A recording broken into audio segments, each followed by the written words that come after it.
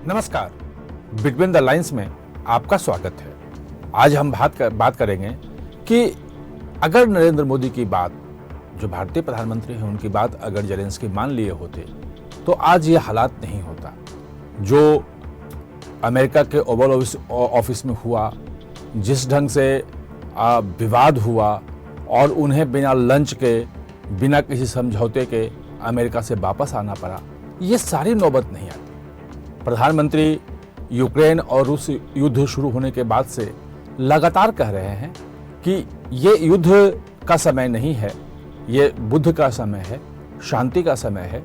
और यूक्रेन और रूस, जेलेंस्की और पुतिन दोनों को आमने सामने बैठ करके बातचीत करनी चाहिए, क्योंकि बातचीत से ही समस्या का समाधान निकल सकता है।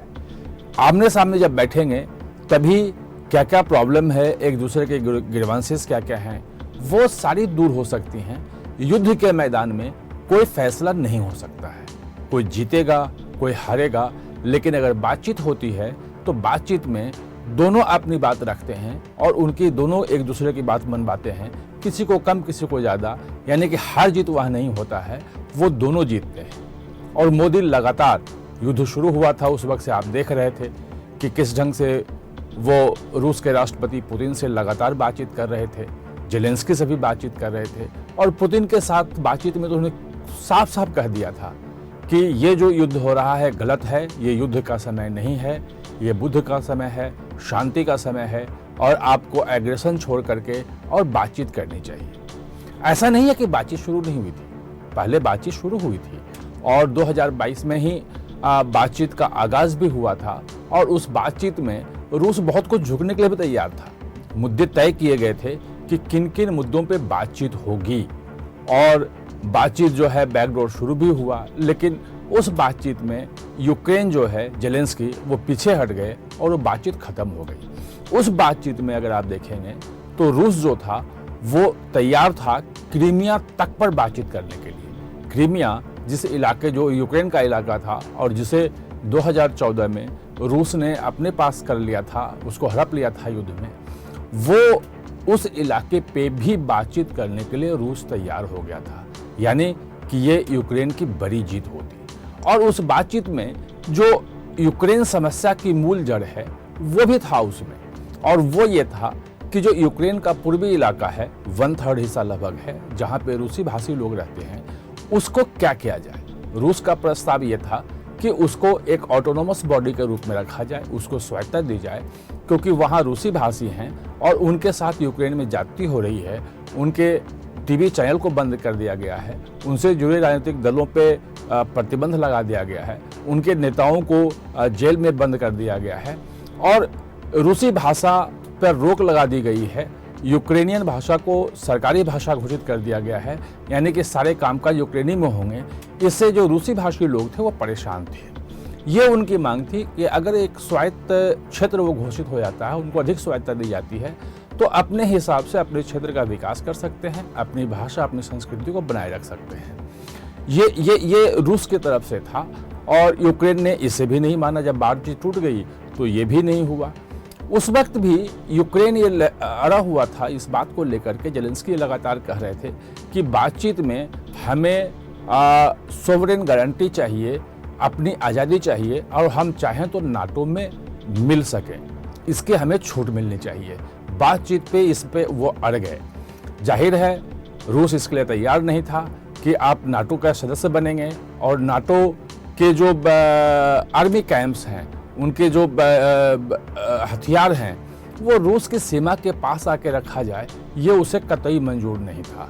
अब उस नाटो को लेकर के वो बात वहाँ ख़त्म हो गई। सवाल ये है कि उस बातचीत से पीछे हटने के बाद आखिर जेलेंस्की को मिला क्या। जिस ढंग से जेलेंस्की व्हाइट हाउस से निकाले गए, और अब वो यूरोप के समर्थन की बात कर रहे हैं कि यूरोप के समर्थन से वो युद्ध को आगे खींच सकते हैं। वो कह रहे हैं कि युद्ध अभी ख़त्म नहीं हुआ है, आगे चलेगा। लेकिन यूरोपीय देश जो हैं वो युद्ध में उनकी कितनी सहायता कर पाएंगे।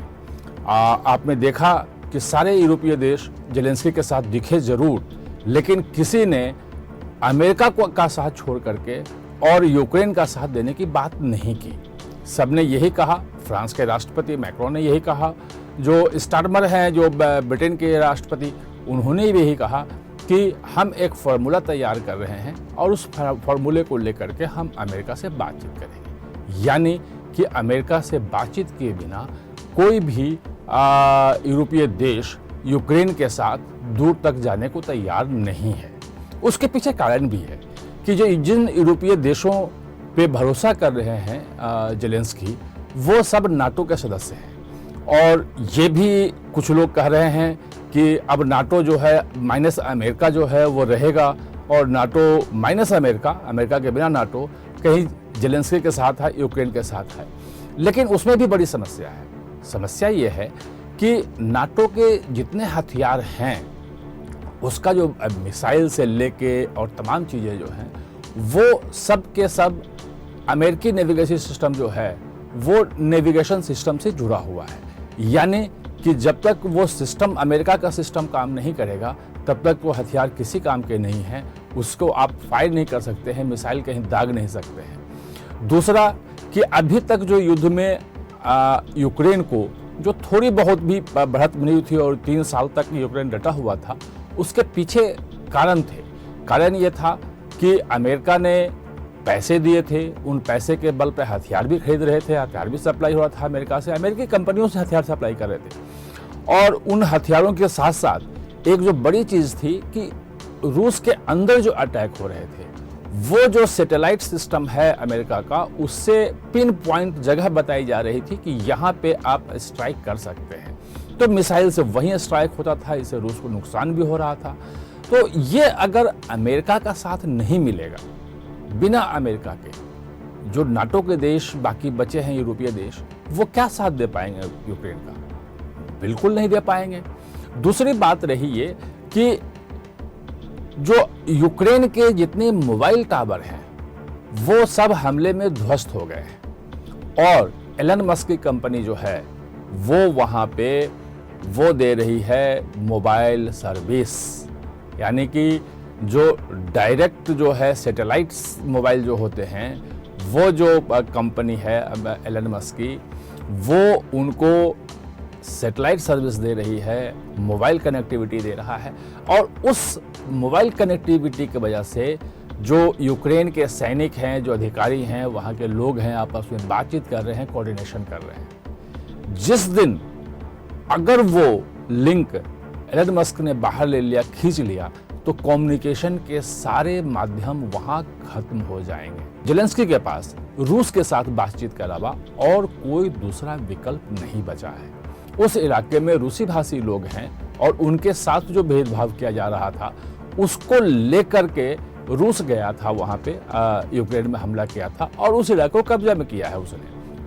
अगर ये बातचीत होती है और ढंग से अगर अमेरिका को साथ लेके पूरी दुनिया को साथ लेके बातचीत होती है, तो वो इस इलाके को यूक्रेन में रहते हुए ही उसको स्वायत्त क्षेत्र घोषित करके, उसको अधिक स्वायत्तता दे करके यूक्रेन की जो इंटीग्रिटी है उसको बनाए रखने की बात भी हो सकती है। ये बातचीत पर निर्भर करेगी।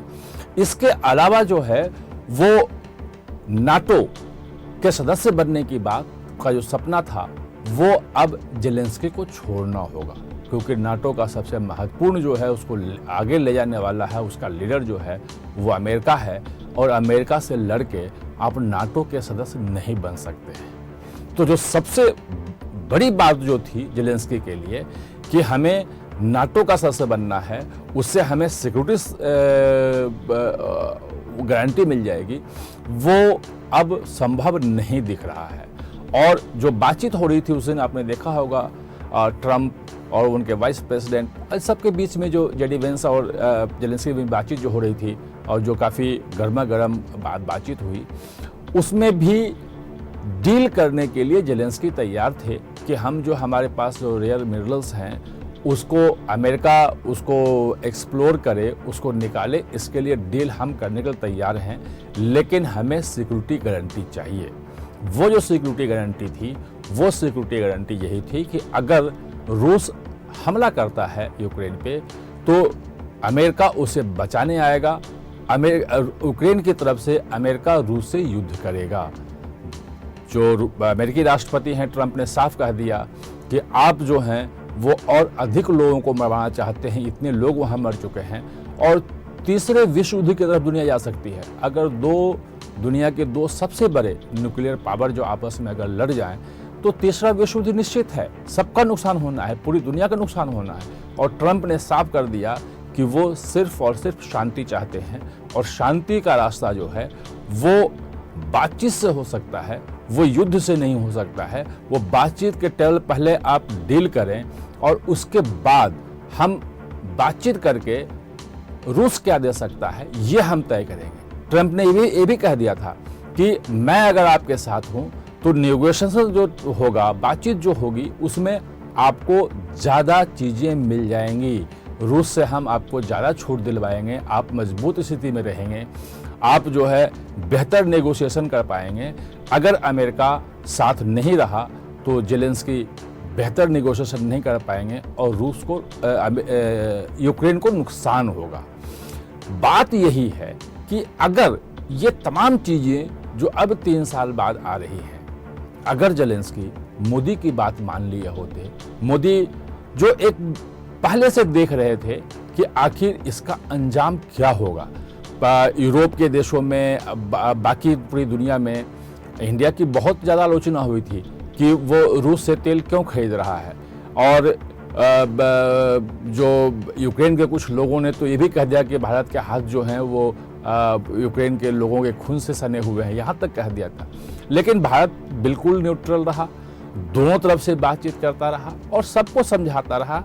मोदी खुद आगे बढ़कर समझाते रहे कि युद्ध कोई विकल्प नहीं है। और आज की तारीख में जेलेंस्की वहीं पहुंच गए हैं, यूक्रेन वहीं पहुंच गया है। अब सिर्फ इस बात का इंतजार किया जा रहा है कि बातचीत शुरू कब होगी, कैसे होगी, अमेरिका शुरू करवाएगा, बिना अमेरिका के शुरू होगा, या एक तरफा रूस इस युद्ध को खत्म कर देगा और यूक्रेन को भारी नुकसान उठाना पड़ेगा। आप हमारे साथ चर्चा में जुड़े, इसके लिए बहुत बहुत धन्यवाद।